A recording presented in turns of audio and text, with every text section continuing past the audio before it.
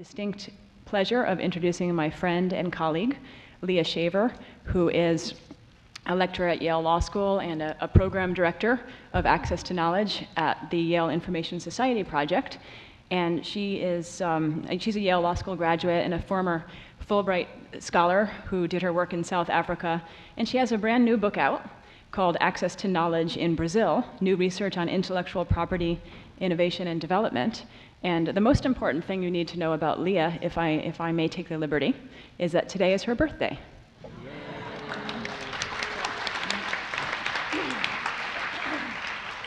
So happy birthday to Leah, and also thanks for all your work on this conference. And with that, I will turn it over to you.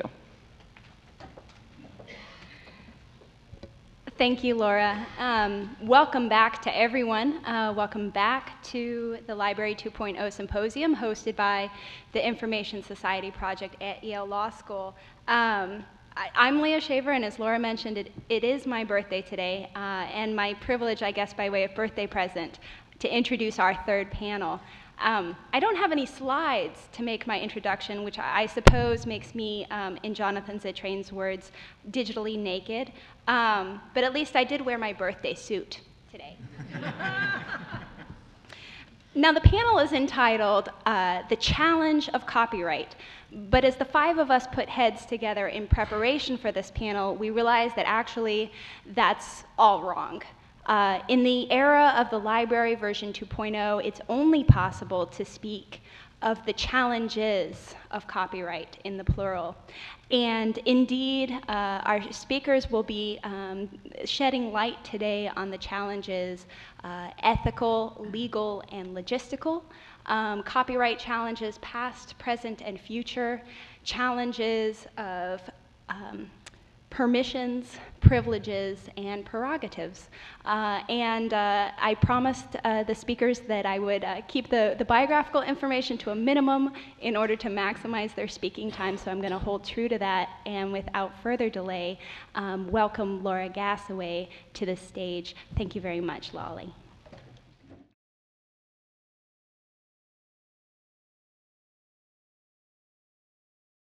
Good afternoon. I want to thank the ISP and the organizers of this conference. For those of us who have worked all of our careers on issues of libraries and copyright and technology, it's really nice to see this moving into the mainstream. That is, if we can call the internet the mainstream, I guess. But anyway, it really is wonderful. My job on this panel is to provide a background and to set the stage for our discussion. So I'm going to look historically at two different time periods, maybe three if you count the present as a time period. First of all, I'm going to look at the 1909 Copyright Act, by the way, which is celebrating its 100th anniversary this year, the 1976 Act, and then a little bit at the present. And I'm going to use two lenses to do that.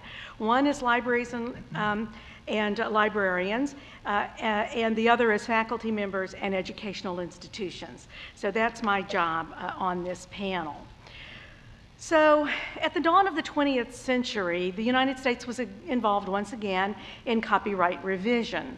One of the most important doctrines that we have used and looked at as librarians is the first sale doctrine, which Jonathan Zittrain mentioned earlier this morning. In 1908, there was a case, Bobbs-Merrill versus Strauss, which actually introduced the doctrine. And this is really the way that libraries lend materials from its collections. So a very important doctrine to us. And so it was relatively new at the time of the 1909 Act. What was actually the big issue in 1909 was the importation of foreign printed works. In 1891, the United States had introduced a tariff on works by U.S. authors that were printed abroad. And the purpose was to protect our nascent printing industry in this country. There was an exception for libraries and other types of institutions to this tariff, but in 1909, publishers and printers sought to remove the exception for libraries. And so if you read any of the debates from the 1909 Act, the mention of libraries was, the ALA saying, do not remove our exception for importing foreign works. By 1909, we had a little bit of reason that we were starting to talk about reproduction of copyrighted works. See, I forgot my slides. I got so excited talking. We had some very early mechanical reproduction going on, but it was not much of an issue at the time of the debate on the Act. However, the photostat machine was developed pretty quickly after that, and in 1912, the Library of Congress actually got its first photostat machine. So you can see very quickly, and under this old Act, we were having to talk about the reproduction of copyrighted works. In 1935, we had the Gentleman's Agreement on reproduction by libraries for scholars. It was a fair use kind of agreement that stayed into effect until the 1976 Act. Faculty under the 1909 Act, well, they certainly supported libraries in opposing any ban on foreign importations. You know, often the European editions of U.S. works had a lot of outstanding features, like some of those beautiful Victorian graphics. And so a U.S. publisher would strip all those out, those fripperies out, and then publish a very cheap edition, and that's what they wanted to try to force libraries to buy. And faculty didn't like that because they wanted all of those outstanding features. They wanted the best research materials that they could find. Early mechanical reproduction didn't mean a lot to faculty at the time of the 1909 Act, but by the 1920s or 30s, this had certainly begun to change. And they requested photostat copies from their libraries, and that gentleman's agreement provided for that for them. Also with faculty, there were some disputes between faculty authors and their institutions over the ownership of copyrighted works, but the tradition of faculty ownership of their own creative works was born really during that era. By the time of the 1976 Copyright Act, for the first time, libraries were included in the statute itself. Section 108 is the library section. This was really because of the invention of the photocopier. Even though the Act supposedly was technology neutral and talked about reproduction, it was the photocopier that brought this. Another thing that began to happen was, for the first time, librarians really become knowledgeable about copyright. When you have a section of the Act that deals with your major activities, it is imperative that to carry out your duties, you become familiar with that section of the Act. We began to recognize preservation and replacement of materials from our collection under certain conditions. This was mentioned actually in the Act again for the first time. And we had patron-operated photocopiers. At that time, we didn't have much other copy equipment, although there were some tape-to-tape duplicators in some libraries. And then direct copies for users was recognized in the statute, where libraries were allowed to reproduce one article from a periodical issue or from another collective work for a user simply upon their request. Indirect copies through interlibrary loan was also recognized. The interlibrary loan had been a long-term successful activity of libraries, certainly, but it was recognized in the statute for the first time. And the Cantu Interlibrary Loan Guidelines were produced by a congressional commission that was appointed for that purpose. And these guidelines were widely adopted in libraries that used photocopies to satisfy interlibrary loan requests. Under the 1976 Act, faculty members were distributing materials now in whole different ways to their students. They were distributing handouts, photocopied handouts, and the guidelines on multiple copying for classroom use were promulgated to provide some guidelines on, negotiated guidelines on fair use. We didn't like these all that much, but they were there. Another thing that began to happen was the production of course packs, reproduced photocopied materials that faculty made available. Library reserves, although they had been around since about the turn of the 20th century, faculty began to ask that photocopies of articles be placed on reserve for their classes rather than original items. And faculty began to increasingly use audio and videotapes in their classrooms, and they often wanted to duplicate those.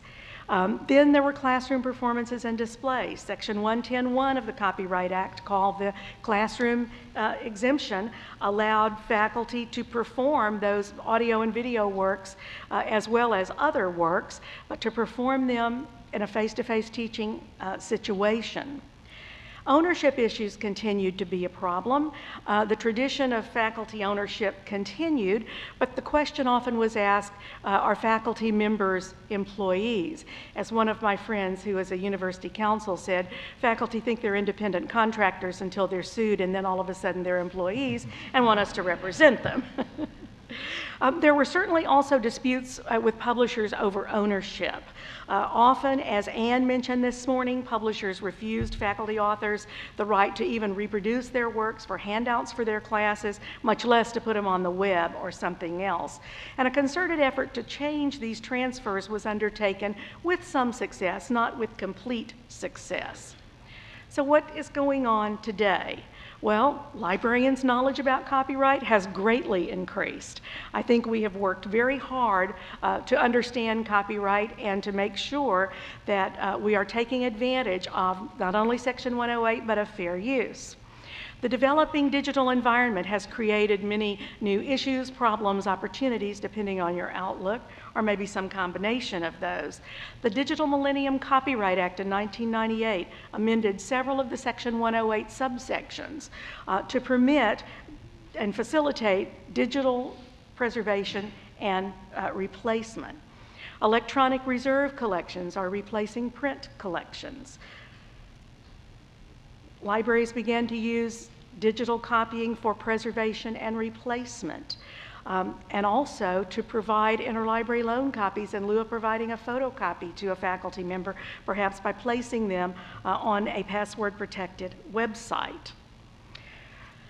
In 2005, the Copyright Office and the National Digital Information Infrastructure Planning and Programs, NDIP, it's got a really long name, created the Section 108 study group to look at amendments that might be needed for the Copyright Act to help us deal with the digital environment in a better way. And the Section 108 study group made a number of recommendations, especially in the preservation and replacement area. If these recommendations are adopted, there will be two changes that are fairly significant to add new preservation features to the Act, allowing upfront preservation of digital works so that they don't have to become lost or damaged or stolen first, and also the preservation of curated collections of web pages, not trying to replace what Brewster's doing, but when a library is trying to collect web pages on a subject matter in which their institution does not own the copyright, but wants to preserve those. We're going to see that if these recommendations are adopted. Also, licensing has become increasingly important, often replacing copyright as the significant issue.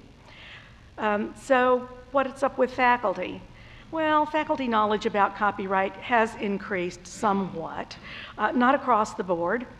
Faculty are still concerned, and maybe increasingly concerned, as Anne mentioned this morning, about the increased cost of scholarly journals, not in law, but in other fields. Faculty are also using digital technologies to provide materials to their students through course management software like Blackboard and WebCT, and to post materials directly on the web for students. Electronic course packs are being used by some colleges and universities, and faculty members are still relatively unclear about when permission might be needed.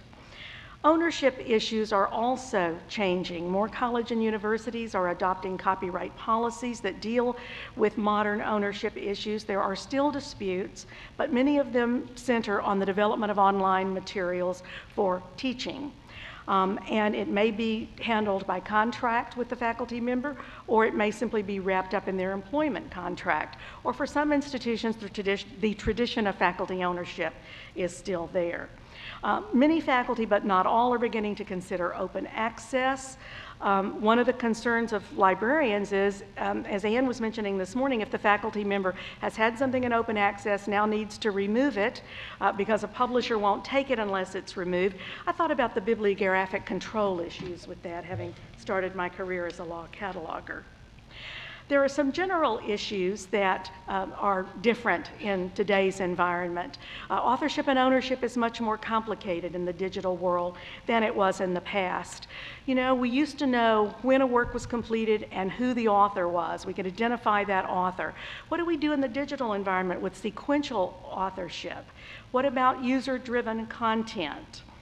And then we've got Creative Commons, which I believe Kenny will talk about a little more, but there are certainly a number of benefits of the Creative Commons licenses, but there are also some disadvantages in that ASCAP, BMI, and the other performance royalties organizations will not take on an item that is protected under a CC license. Another good question, is the first sale doctrine available for digital works? Most of us would like to say yes. I'll bet all of us on the panel would want to say yes. The Register of Copyright says no, because there's something different about the digital environment.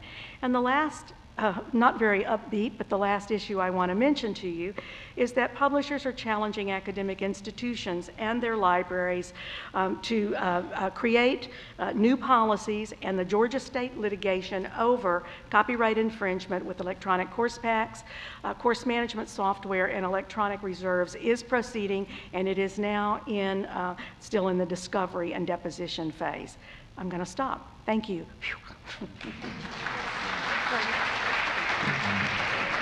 Thank you so much, Lolly, for that insight into how 100 years of changing technologies of librarianship have really led to changing copyright challenges as well. I think it's really notable how whereas 100 years ago fair use doctrine was the essential provision that was doing the work to make librarianship possible, today I think that fair use is increasingly called upon to play that role. And with that in mind, I'm inviting Jonathan Band to come next to the podium to speak more on this particular topic, after which we will have some time for questions and answers, and I hope you'll line up at these microphones in the aisles when Jonathan is finished. Thank you very much, Leah, and thank you very much for having me here today. The last time I was in this auditorium was when I was a student here, and I believe I was hearing Gary Hart come, and this was during his presidential candidacy, and he was, you know, I remember thinking after he was done, I mean, I said, that guy's going to be the next president of the United States. Now, I say that for two reasons. One is to let you know that I'm, you know, how old I am, or to give you a rough ballpark on that. But the other one is to suggest that maybe my judgment isn't that good, and you should take everything I say here with a grain of salt. So what I'm going to do is talk about fair use today, and I'm basically going to be arguing that courts are applying fair use more broadly than ever before. And I'm going to be walking you through some of the recent fair use jurisprudence to make that argument. And again, it sort of you know, it sort of does wrap back to this building. I went in 1984. I was taking a copyright class with Professor Stephen Carter. In those days, he taught copyright. So I guess this is before he found the First Amendment.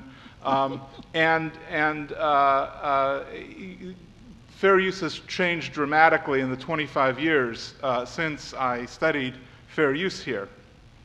And what flows from that is the second point here, that libraries and educational institutions should take advantage of this new jurisprudence, and they should take advantage of the fact that fair use now is different from fair use as it was 25 years ago. And I think this also does dovetail somewhat with Jonathan Zittrain's point about how others seem to be using and taking advantage of fair use more aggressively than libraries and educational institutions, and perhaps we all need to catch up. So just to very quickly review, the Section 107 of the Copyright Act sets forth the fair use doctrine. There's the 4 factors. There are 4 factors that are, these are non-exclusive factors that courts are to consider. The first one, of course, is the purpose and character of the use. And that has changed more recently to focusing on the on whether the use is transformative or not, and we'll talk more about that later. The second is the nature of the copyrighted work. This factor has almost totally disappeared in the recent jurisprudence. Third is the amount and substantiality of the portion used in relation to the work as a whole. We'll talk about that some. And then fourth, the effect of the use on the market for the work, and we'll also talk more about that. So those are the basic four factors. And also these, some of these slides I took from a presentation that a group of us worked on together last year at USC. So I want to give credit to the other folks who worked on this with me. So the first case I'm going to talk about is Blanche V Coons. This is a Second Circuit decision. And it involves, Blanche is a fashion photographer. Coons is an appropriations artist. And so this is Coons' painting called Niagara, and somehow I guess these women's, you can see the Niagara Falls in the back, and somehow these legs are supposed to echo something about Niagara Falls. I don't understand any of this. I'm a lawyer, not an art critic. And if you sort of read Coons' justification as to why he was doing it, again, I don't understand any of it. But all of these images, he took these are all images that he took from other sources and superimposed. I mean, he painted them, but these are based on photographs, and so. And these are all all photographs from sort of fashion photography. And he actually, that was one of the, that was the inspiration. It was an ad for these sandals, and it was sort of the model's feet are actually on someone's knee, and this is actually is photographed in an airplane. And he sort of reoriented that and then put it in this context. So he changed its orientation and he put it in a completely different context. So he argued, Blanche, the photographer, sued him for infringement, and Coons argued that it was a fair use, and the court found it was a fair use. And the court, and again, Coons got paid something like $1 million for painting this painting. I mean, he makes a lot of money, definitely commercial. In a sense, again, to the extent you say, well, what makes something commercial or not commercial? But he got paid a lot of money for it, but the court found that this was a fair use. The second case I want to briefly talk about is Perfect 10 versus Amazon. This involves, even though Amazon was the name, one of the named defendant, this was actually more about Google. Google was providing, Amazon was using Google's search technology, and this really has to do with image search. As you probably know, the way any search engine works, the search engine goes out and copies the entire World Wide Web into its search database and then performs the search. When you issue a query, it performs the search not on the World Wide Web, but on the copy of the web in the search engine's database, and then it serves up responses. It can be a list of either a list of websites, or if it's image search, it will provide a list of it will provide thumbnails. Now, Perfect 10 was an adult website, and Google, in the course of its web crawling, it copied all the images from various websites that had copied Perfect 10's images. Now, Perfect 10 then didn't sue those third-party sites that had copied its images. Instead, it sued Google. Google obviously has much deeper pockets, and said that Google's copying of these images and its display of these images, these thumbnails, was an infringement. Google responded and said it was a fair use. After, I mean, there's other issues involved, but ultimately the Ninth Circuit agreed with Google that its display of these thumbnail images was a fair use. The third case I want to mention is the Bill Graham Archives case. This involved, this is a Second Circuit case again. This case involved, Bill Graham Archives owns the copyrights for a lot of the Grateful Dead, posters, and apparently, I guess I was alive at the time, but I really wasn't a whole part of the Dead movement. But there were, whenever there was a Grateful Dead concert, they would put out a special poster that would advertise that concert. And then what someone else was doing more recently is they wanted to put together a coffee table book about the history of the Grateful Dead. And what they did is they wanted to include, they had a timeline, and you can see the timeline at the bottom of this photograph. And what they're doing is they're including, for every concert, they include a thumbnail, a small image of the poster that went along with that concert. So they actually licensed several of them, but you can see here is this poster was not, it was one of the unlicensed posters, because different people own different posters. They were able to get the licenses for some. They weren't able to get the licenses for others. They used them anyway, and Bill Graham Archives that owned a few of these posters sued for infringement, and the publisher defended against saying it was a fair use to use these posters, and the court again agreed that it was a fair use. Here again is another one of these posters. The fourth case I just want to mention briefly in passing is the Google library project case. That would have been the fair use case to end all fair use cases. All these other cases we've looked at involved basically one plaintiff who was suing over the use of a few images. Of course, as you know, in the library project case, we're dealing with a class action involving millions and millions of works, and so it really was sort of a fair use case of biblical proportions. But because the parties settled, and that'll be talked more about in the next session, we don't have a resolution of the fair use issues there. Another case that actually got a lot of attention was the Harry Potter Lexicon case. Now, in all the cases that I've mentioned, well, in the first three cases, the defendant won. In the library project case, there was a settlement. In the Lexicon case, the defendant actually lost. But if you look at the judge's rationale and you sort of drill down into his analysis, he basically says, well, a lot of the uses that one would typically make in a lexicon would be fair uses.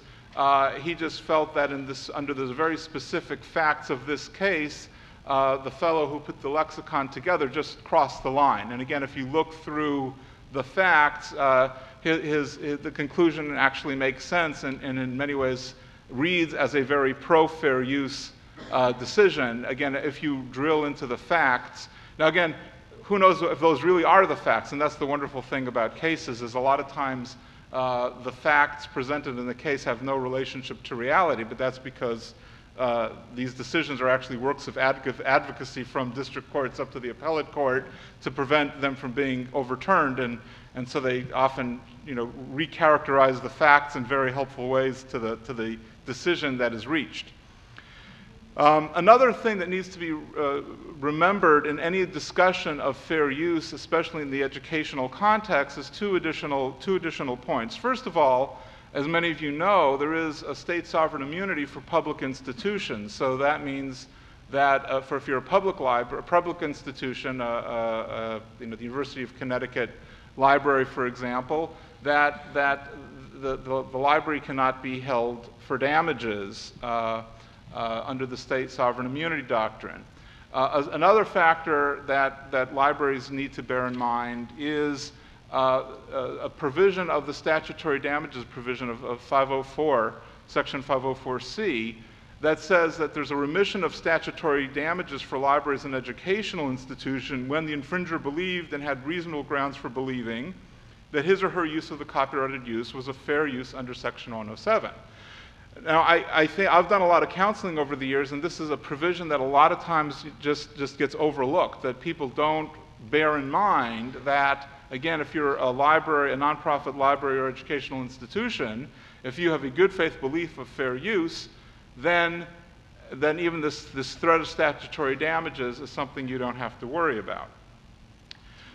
So what does all this mean in terms of going forward? I think in the three circuit court decisions where there was a decision favorable to the defendants, those uses all involved commercial uses, and so given the nature of the first factor, that would seem that if in those cases there was an outcome for the defendant in a commercial case, then that would suggest that non-commercial users a fortiori would be able to argue fair use. The second point that's worth bearing in mind, in all those cases there was, in essence, wholesale copying, meaning they copied the whole work. Nonetheless, that work, that use was found to be transformative because the work was repurposed. It was recontextualized. So the courts have been putting this additional emphasis on transformation, but transformation doesn't really mean sort of changing the work itself. It means putting the work in a new context. And that is also a very important change and a liberating change, I would suggest. Also, in these cases, the amount used was not seen relevant, and also the impact on the licensing market was not seen relevant because it was a transformative use. But again, you sort of look at those cases in these commercial cases where there was copying of entire works, and in some cases there was a market, there was a licensing market, maybe not a perfectly functioning licensing market, but let's say in the Blanche, in theory, would license her image, for example, in the Blanche V Coons case.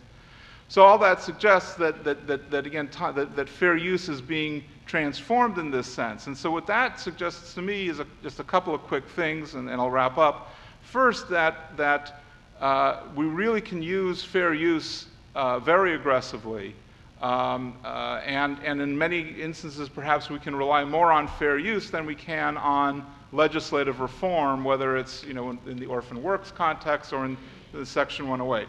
Second is that in a lot of the kinds of uses that libraries are likely to make, let's say for e-reserves, I think we can be looking at that differently, especially when we're using works that are not specifically targeted at the educational market. For example, things that aren't textbooks. Again, it suggests to me that if we focus on fair use being, that the transformative factor of fair use really relies on the repurposing, that really can broaden significantly what we're able to do. Now, of course, you still have to deal with the fact that an institution, it's very well and good for them to say we'll rely on fair use, but they still need to know that they might have to face litigation. And so there is they need to even if they ultimately will rely on fair use, or they'll prevail on fair use, or they'll rely on the remission of damages provision I mentioned so that they don't really have to face large statutory damages, they still need to accept the fact that there might be litigation costs, and certainly Google, for example, has been perfectly willing to bear those costs and has been very aggressive and been pushing the envelope. Obviously, educational institutions don't have that amount of cash on hand, and maybe the answer is some kind of fair use legal defense fund that maybe Google or others can fund. Now, we already have those to some extent. The Electronic Frontier Foundation often takes on these cases. You have various legal clinics, and finally you also have the Fair Use Project at Stanford. But that's also something that the library community should perhaps be thinking more about, to make sure that fair use is asserted vigorously and people feel comfortable knowing that there's someone out there to defend them in the event of an infringement suit. Thank you very much.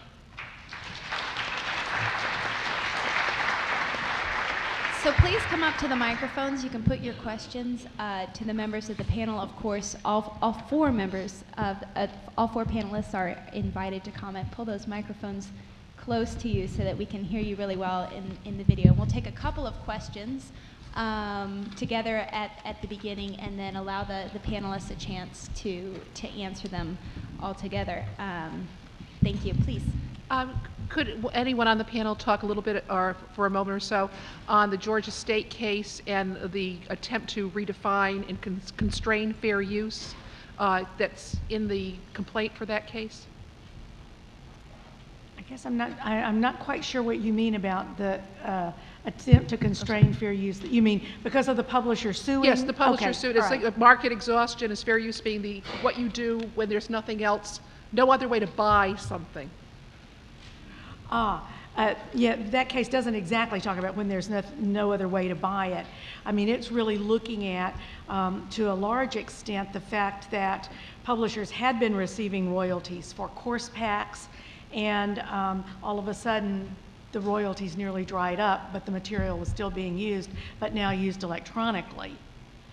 So I guess I'm not quite following. Right. No, but also in the Georgia State case, I mean, the publishers did sue over the electronic reserves at Georgia State, and they have been previously. There had been sort of saber rattling with respect to cease and desist letters sent to a variety of other educational institutions. And now, a couple of responses. First of all, there's no judgment in the Georgia State case, so we don't know how a court will rule whether or not what Georgia State did is or is not fair use. But the second issue is, again, you have to, in any of these cases, you really need to look at the facts. And again, I don't know what the facts really in the Georgia State case are, but I do know by looking at the complaint, the facts as alleged seem on their surface to be somewhat favorable to the publishers. Now, obviously, those are the facts they're going to allege. But just a couple of examples. First of all, the policy that Georgia, or there's 3 points I want to make, 3 or 4 quick points about that. First of all, the policy that Georgia State was operating on sort of explicitly said, well, you can copy up to 20% of a work, and that's a fair use. Well, that's kind of a hard thing that's a pretty high amount to put in writing. Second is that they gave the publishers gave examples in the complaint of several instances where 5 or 6 chapters out of a book totaling 150, 200 pages were copied. Well, that's a lot of a book. Again, that might be too much. And another thing is originally what the publishers allege is that nothing was password protected, there was no technological protection.